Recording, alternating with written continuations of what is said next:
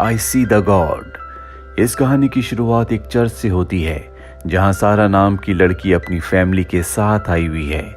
यहाँ चर्च में फादर सबसे कहते हैं कि अगर इंसान सच्चे दिल से भगवान पर विश्वास करता है तो वो पहाड़ को भी हिला सकता है।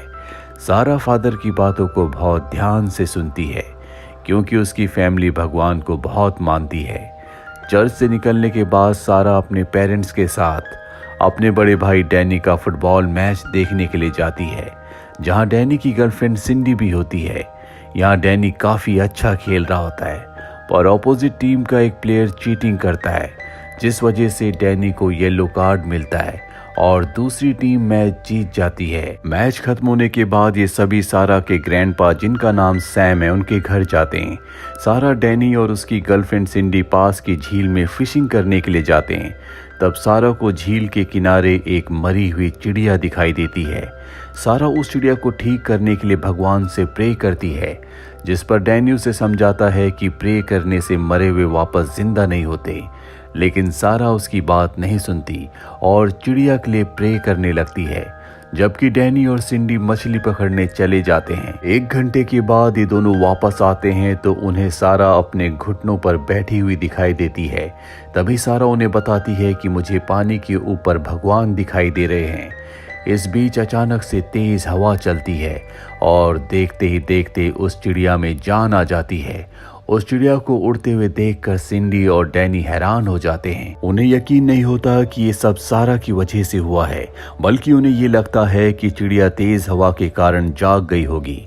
अब ये सब वापस घर लौट जाते हैं जहां सारा अपने ग्रैंडपा को बताती है कि मैंने भगवान को झील पर देखा था जिन्होंने उस चिड़िया को मेरे सामने जिंदा किया। उसके ग्रैंडपा उसे बहुत प्यार करते हैं। वो कहते हैं कि मुझे तुम्हारी बातों पर पूरा विश्वास है क्योंकि तुम स्पेशल चाइल्ड हो।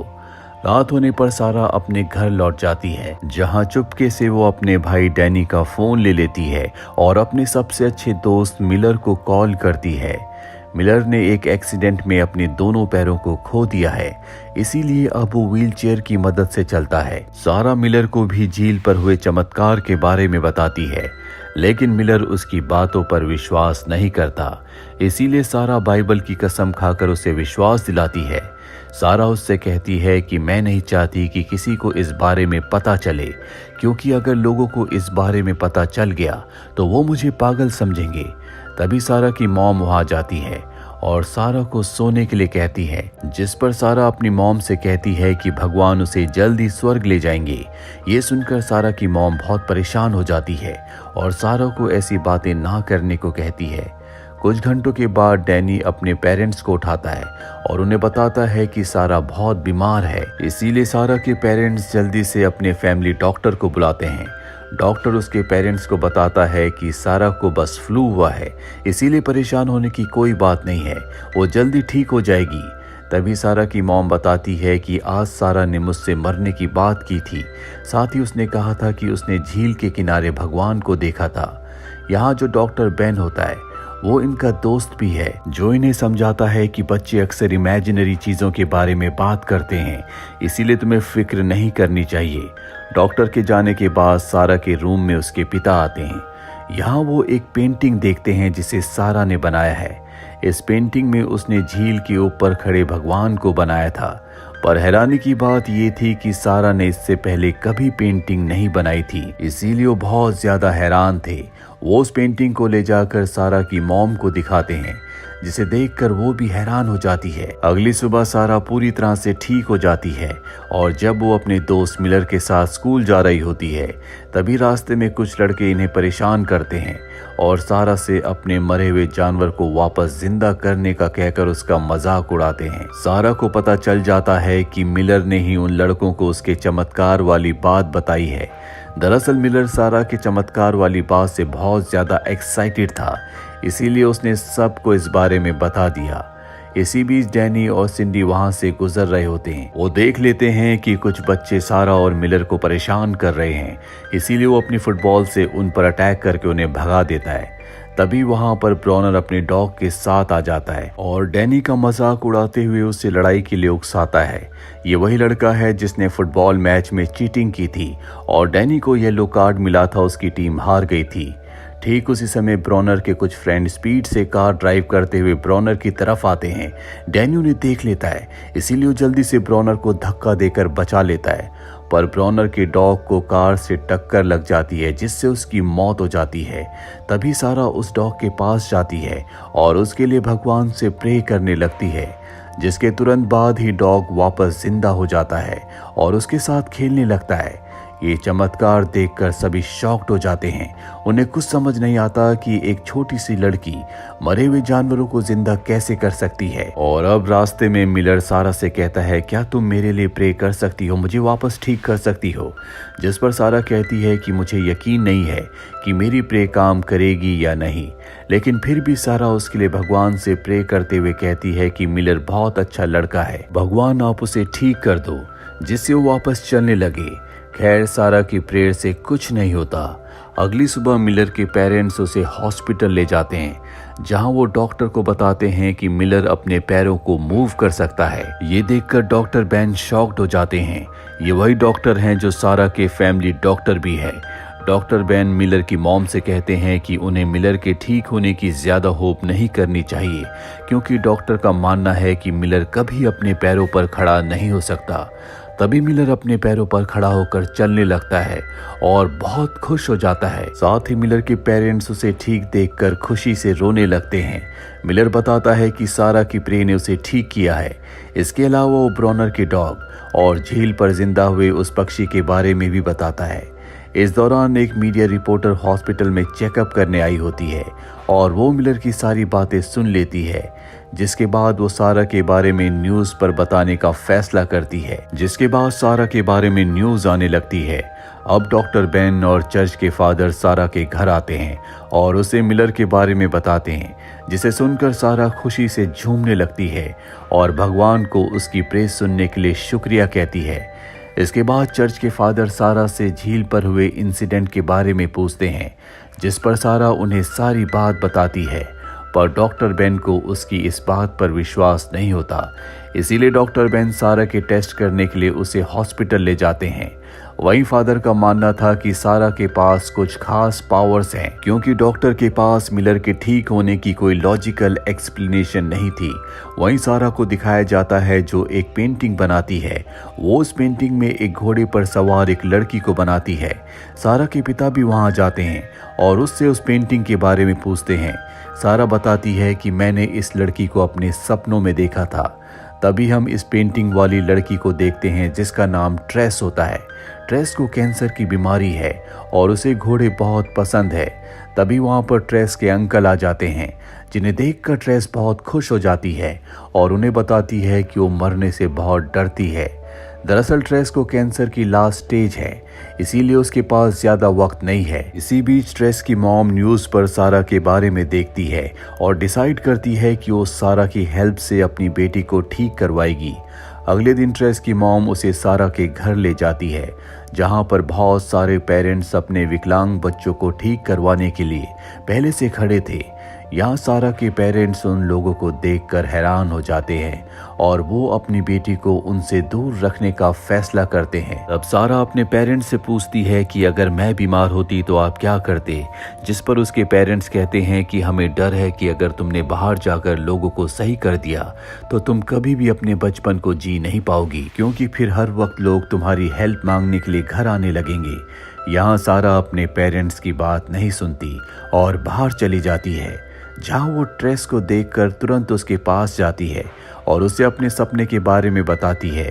साथ ही उसे ये भी बताती है कि मैं जानती हूँ कि तुम्हें घोड़े बहुत पसंद है। ये सुनकर ट्रेस की मॉम हैरान हो जाती है, जिसके बाद वो ट्रेस के लिए प्रे करती है। तुरंत ही ट्रेस को ऐसा फील होता है जैसे उसकी बीमारी पूरी तरह से ठीक हो गई है, पर सारा बेहोश हो जाती है। इसीलिए उसके पेरेंट्स उसे डॉक्टर बेन के पास ले जाते हैं, जहां डॉक्टर बेन सारा के ब्लड टेस्ट करके रिपोर्ट आने का इंतजार करने को कहता है। सारा की मॉम डॉक्टर बेन को बताती है कि सारा ने जब से बीमार बच्चों के लिए प्रेयर की है, तब से वो बीमार होती जा रही है। इसी दौरान हॉस्पिटल के बाहर कई मीडिया वाले आ जाते हैं, जहां किसी को भी विश्वास नहीं हो रहा था कि एक छोटी लड़की बीमार लोगों को ठीक कर सकती है, क्योंकि हर न्यूज़ चैनल पर सिर्फ सारा की न्यूज़ दिखाई जा रही थी। इसीलिए मीडिया से बचाने के लिए डॉक्टर बेन सारा के पेरेंट्स को कुछ दिनों के लिए अपने घर पर ही रहने के लिए कहता है और सारा को वो अपने घर ले जाता है। दूसरी तरफ सारा की मॉम सारा के ग्रैंडफादर को बताती है कि सारा ने जब से कहा है कि उसने भगवान को देखा है, तब से उसकी तबीयत बिगड़ती जा रही है। तभी डॉक्टर बेन का कॉल आता है और डॉक्टर बेन की बात सुनकर सारा की मॉम फूट फूट कर रोने लगती है। और अब सारा के ग्रैंडफादर उसी झील के किनारे जाते हैं जहां पर सारा ने भगवान को देखा था। यहाँ पर उसके ग्रैंडफादर भगवान से अपनी ग्रैंड डॉटर को ठीक करने की विनती करते हैं। वो भगवान से पूछते हैं कि अगर आपने सारा को इतना स्पेशल बनाया है तो आप उसे हमसे छीनना क्यों चाहते हैं। यहाँ हमें पता चलता है कि सारा को कोई बीमारी है जिस वजह से उसकी मृत्यु होने वाली है। अगले दिन डॉक्टर बेन और फादर सारा के बारे में बात करने के लिए सारा के ग्रैंडफादर के घर आते हैं। इसीलिए सारा की मॉम सारा को उसके भाई डैनी के साथ बाहर जाने को कहती है, क्योंकि वो नहीं चाहती कि सारा के सामने उसकी बीमारी के बारे में कोई बात हो।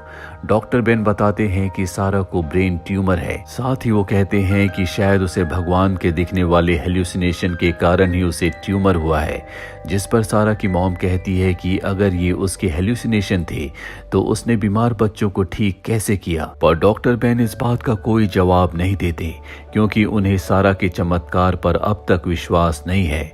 इसी दौरान सारा डैनी से छुपकर घर के अंदर आ जाती है और डॉक्टर बेन की बात सुन लेती है। बेन बताता है कि सारा जल्द ही मरने वाली है, क्योंकि उसकी बीमारी का कोई इलाज नहीं है। ये सुनकर सारा की मॉम बुरी तरह से टूट जाती है और रोने लगती है। ये देखकर सारा अपनी मॉम के पास आती है और उन्हें रोने से मना करती है। साथ ही वो अपनी मॉम को शांत करने के लिए कहती है कि मैं मरने के बाद स्वर्ग जाऊंगी और भगवान के साथ रहूंगी, इसीलिए आपको रोना नहीं चाहिए। इसके बाद वो वापस झील पर जाने के लिए कहती है, लेकिन सारा की मॉम उसकी बात नहीं मानती। तब सारा जोर देकर झील पर जाने को कहती है, जिससे उसे चक्कर आ जाता और वो गिरकर बेहोश हो जाती है। इसीलिए सारा के पेरेंट्स उसे जल्दी से हॉस्पिटल ले जाने लगते हैं। जिस दौरान सारा को होश आ जाता है, वो अपने ग्रैंडफादर से कहती है कि मैं आखिरी बार झील पर जाना चाहती हूँ। इसके बाद हम सारा को हॉस्पिटल में देखते हैं। डैनी और उसकी गर्लफ्रेंड सिंडी भी वहाँ पर होते हैं, जो सारा को इस हाल में देखकर बहुत दुखी है। तभी वहाँ सारा के पेरेंट्स भी आ जाते हैं, जिसके बाद सारा के ग्रैंडफादर डैनी को मैसेज करके अपने घर बुलाते हैं और हम देखते हैं कि उसके ग्रैंडफादर के घर पर वो सभी बच्चे हैं जिन्हें सारा ने ठीक किया था। यहाँ ट्रेस बताती है कि जब सारा ने मुझे ठीक किया था, तब मैंने उसके पीछे एक तैरती हुई परछाई देखी थी, जो उन बच्चों की ओर अपना हाथ बढ़ा रही थी जिनके लिए सारा ने प्रे की थी। ट्रेस कहती है कि सारा ने हमारी मदद की है, इसीलिए अब हमें भी उसकी मदद करनी चाहिए। ग्रैंडफादर कहते हैं कि मैंने और चर्च के फादर ने मिलकर सारा को झील पर ले जाने का प्लान बनाया है, क्योंकि सारा का मानना है कि झील में कोई जादुई शक्तियां हैं जिसके बारे में सिर्फ वो जानती है, और हो सकता है कि इन शक्तियों से उसकी जान बच जाए। उसी रात हम ट्रेस की मॉम को देखते हैं, जिनकी हॉस्पिटल में नाइट ड्यूटी होती है। दरअसल वो हॉस्पिटल में ही काम करती है, जो सारा के भाई डैनी के साथ मिलकर सारा को रूम से बाहर निकलवाने में उसकी मदद करती है और उसकी जगह अपनी बेटी ट्रेस को बेड पर लिटा देती है, ताकि किसी को भी शक ना हो।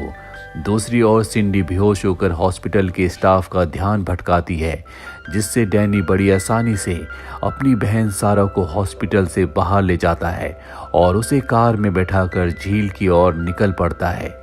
इसी बीच सारा के ग्रैंडफादर और चर्च के फादर अपनी कार से झील की ओर निकल पड़ते हैं, पर मीडिया के लोग सारा को कार के अंदर देख लेते हैं और उसका पीछा करना शुरू कर देते हैं। वहीं हॉस्पिटल में सारा के पेरेंट्स जब अपनी बेटी की जगह ट्रेस को देखते हैं तो चौंक जाते हैं। उन्हें पता चल जाता है कि सारा के ग्रैंडफादर उसे झील पर ले जा रहे हैं, इसीलिए वो दोनों भी झील के लिए निकल पड़ते हैं। और अब डैनी जिस रास्ते पर जा रहा होता है, वहाँ तेज बारिश और तूफान शुरू हो जाता है, जिस वजह से रास्ते में एक पेड़ गिर जाता है। तभी वहाँ पर ब्रॉनर आता है और वो कहता है कि मुझे एक शॉर्टकट रास्ता पता है जो कि जंगल का रास्ता है।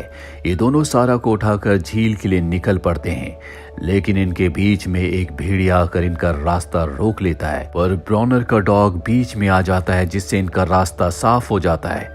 वो सारा को झील पर ले आते हैं। यहाँ डैनी भगवान से अपनी बहन के लिए प्रे करना शुरू कर देता है, जिस दौरान सारा के पेरेंट्स और मीडिया के लोग भी वहां पर आ जाते हैं। इतने तूफान में सारा को झील पर लाने के लिए सारा की मॉम ग्रैंडफादर पर चिल्लाती है। थोड़ी देर के बाद वो देखते हैं कि सारा की डेथ हो गई है, जिससे सभी लोग बहुत दुखी हो जाते हैं। तभी अचानक झील से एक तेज रोशनी निकलती है, जिससे भगवान बाहर आते हैं और सारा की आत्मा को अपने साथ ले जाते हैं।